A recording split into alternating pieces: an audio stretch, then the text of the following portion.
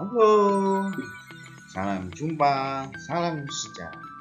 Kita bertemu lagi dalam pembelajaran sejarah. Pada kesempatan ini kita akan membahas mengenai zaman Neolitikum. Namun sebelumnya kita ucapkan rasa syukur kita kepada Tuhan Yang Maha Esa bahwa pada kesempatan ini kita masih bisa bertemu dalam keadaan yang sehat dan tanpa kurang suatu apapun. Pada pembahasan kali ini kita akan berbicara mengenai ciri kehidupan, kemudian manusia pendukung, kehidupan sosial ekonomi, lalu hasil kebudayaan. Zaman Neolitikum merupakan zaman batu baru atau disebut juga dengan zaman batu muda. Pada zaman ini terjadi revolusi dalam pembuatan peralatan. Ini dikarenakan tingkat perkembangan kecerdasan manusia pada zaman Neolitikum semakin berkembang dengan baik. Dan tentunya dalam revolusi teknologi ini nanti akan menunjukkan kepada kita bahwa peralatan-peralatan dari zaman Neolitikum sudah sungguh luar biasa dalam ukuran teknologi pada saat itu. Mengenai ciri kehidupan zaman Neolitikum nanti akan meliputi pertama, masyarakat Neolitikum menetap atau hidup menetap dengan membuat rumah panggung. Lalu yang kedua, sudah bercocok tanam padi. Kemudian yang ketiga, sudah menjinakkan kuda sebagai alat transportasi. Yang keempat, sudah beternak seperti sapi, kambing, kerbau, kemudian babi. Mereka juga sudah menjinakkan kuda sebagai alat transportasi.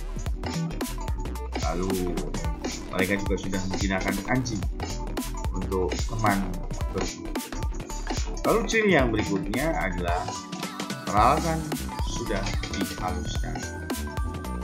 Yang keenam, masyarakat zaman Neolitikum sudah mengenal kepercayaan animisme dan dinamisme. Dan yang ketujuh, pada zaman Neolitikum mulai muncul kebudayaan megalitikum atau kebudayaan batu besar.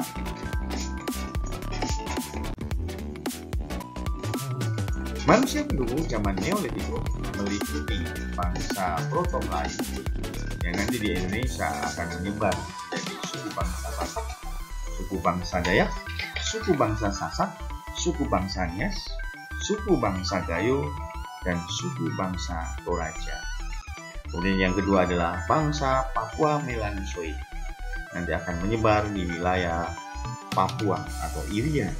Meliputi nanti ada suku bangsa Pukudani dan suku Asmat, serta suku-suku yang ada di Papua yang lainnya. Kehidupan sosial ekonomi pada masa Neolitikum yang pertama adalah mengenai pola hidup menetap. Pada zaman Neolitikum, manusia telah hidup menetap dengan membuat rumah berbentuk panggung. Pada awalnya, mereka membuat rumah dalam bentuk yang bulat yang terbuat dari daun-daunan. Namun nanti seiring dengan perkembangan kecerdasan mereka, terutama sekali dengan adanya perkembangan pola bercocok tanam yang mengharuskan hidup menetap, maka mereka nanti akan membuat rumah yang berbentuk panggung.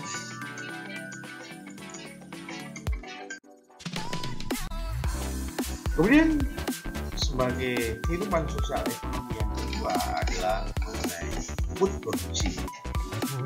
Bahwa dengan keperkembangan kepandaian yang dimiliki oleh manusia zaman Neolitikum mendorong mereka untuk mulai mengembangkan bercocok tanam. Pada awalnya, masyarakat zaman Neolitikum bercocok tanam dengan cara berbunga. Berbunga merupakan cara bercocok tanam yang dikenal pertama kali oleh manusia pada masa Neolitikum. Mereka bercocok tanam dengan membuka hutan dan kemudian menanaminya dengan tanaman pangan. Kemudian dalam perkembangannya dengan adanya pola hidup tetap, maka manusia zaman Neolitikum mulai bercocok tanam dengan lahan yang dapat ditanami berulang-ulang.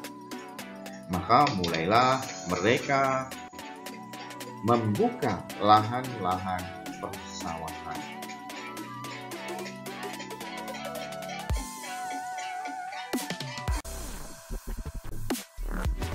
Yang berikutnya mengenai kehidupan sosial ekonomi masyarakat zaman Neolitikum adalah bahwa pada zaman Neolitikum sudah mulai dikenal konsep perdagangan. Dan dalam konsep perdagangan yang paling sederhana di sini adalah mengenai barter atau pertukaran barang. Dalam kehidupan masyarakat bercocok tanam, tidak ada satu anggota masyarakat yang dapat memenuhi segala kebutuhan hidupnya sendiri. Oleh karena itu, mereka menjalin hubungan yang erat dengan anggota masyarakat yang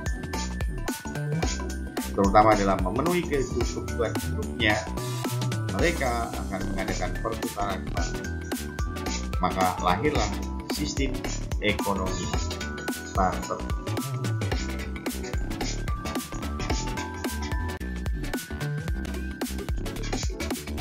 Sebagai hasil kebudayaan dari zaman Neolitikum, yang pertama adalah mengenai kapak persegi. Kapak persegi dikatakan kapak persegi karena memang bentuknya persegi, yang memberi nama adalah Onheimgelden. Terdapat dua ukuran, yang pertama ukuran besar yang disebut beliung, kemudian yang kedua ukuran kecil yang disebut tatah atau pahat.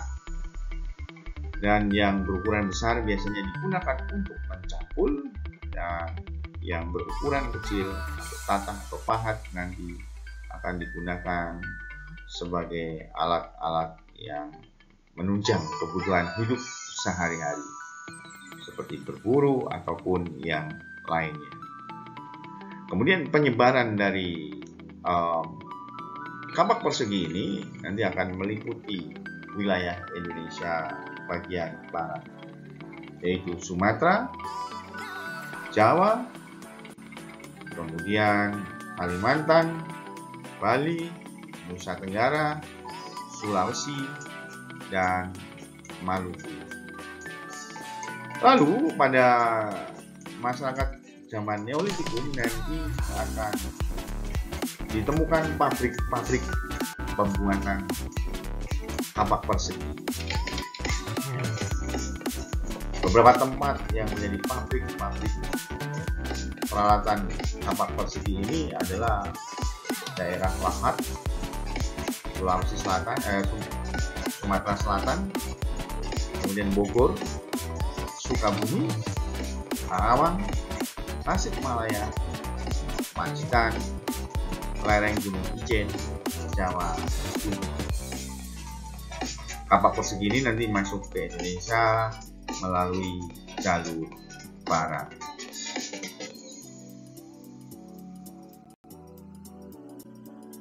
Seiring dengan perkembangan kapak persegi di wilayah Indonesia bagian barat, nanti di wilayah bagian timur Indonesia akan berkembang kebudayaan kapak lonjong.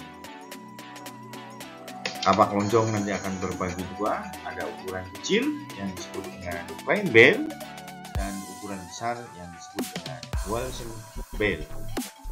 Lalu penyebarannya nanti akan meliputi wilayah Indonesia bagian timur, yaitu daerah Minahasa, Gerong, Serang, Ledi, Tanimbar, dan Papua atau Irian Jaya.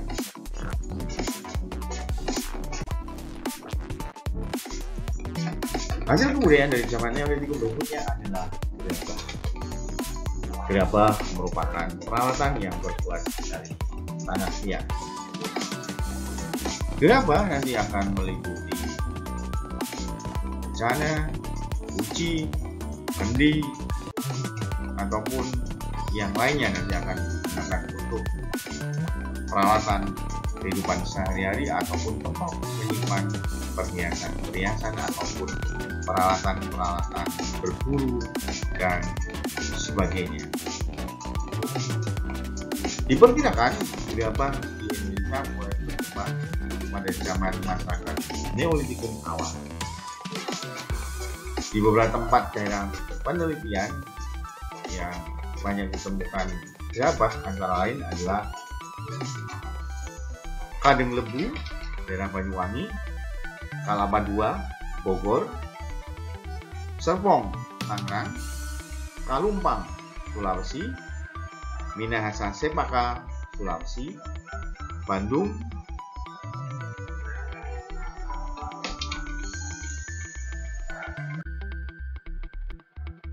yang berikutnya adalah baju atau pakaian yang terbuat dari kulit kayu.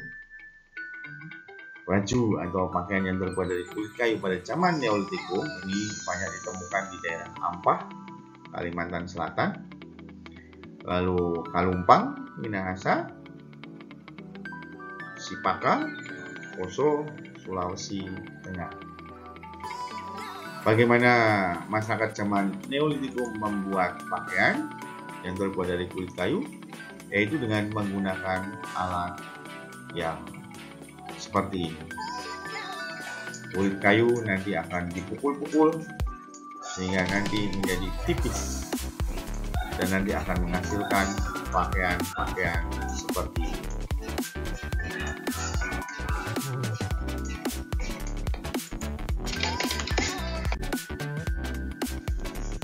Yang berikutnya adalah perhiasan. Perhiasan yang terbuat dari batu. Ini banyak ditemukan di daerah Tasik Malaya. Kemudian mata panah yang terbuat dari batu ataupun mata panah yang terbuat dari tulang dari hewan buruan. Ini nanti digunakan sebagai alat berburu.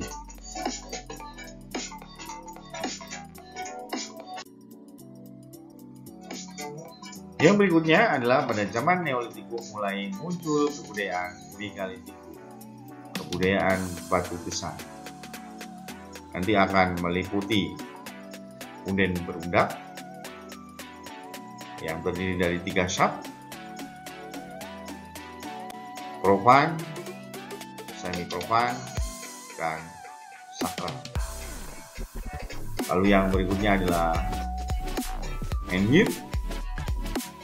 Menhir ini merupakan tubuh yang terbuat dari batu. Menhir nanti biasanya digunakan sebagai alat untuk menyembah nenek moyang ataupun kemudian sebagai tempat berkumpulnya roh-roh nenek moyang. Yang berikutnya adalah sarkofagus, sebuah peti kubur batu yang terbuat dari batu. Antara penutup dan petinya mempunyai besar yang sama, seimbang. Sarkofagus yang paling besar nanti akan ditemukan di Bali.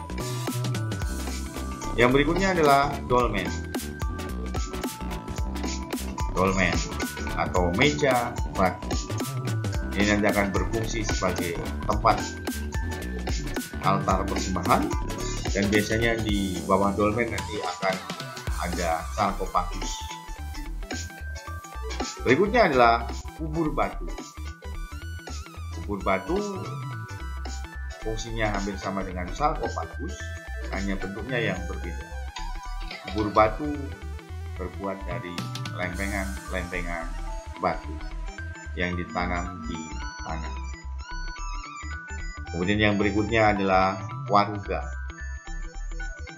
Waruga merupakan peti batu yang berbentuk kubus.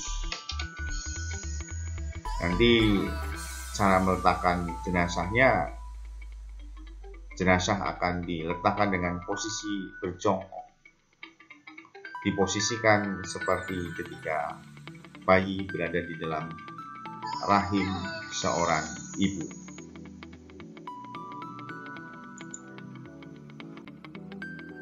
Demikian mengenai pembahasan zaman Neolitikum. Terima kasih. Salam sejarah. Semoga apa yang baru saja disajikan dapat bermanfaat dan mampu menambah pengetahuan kita bersama.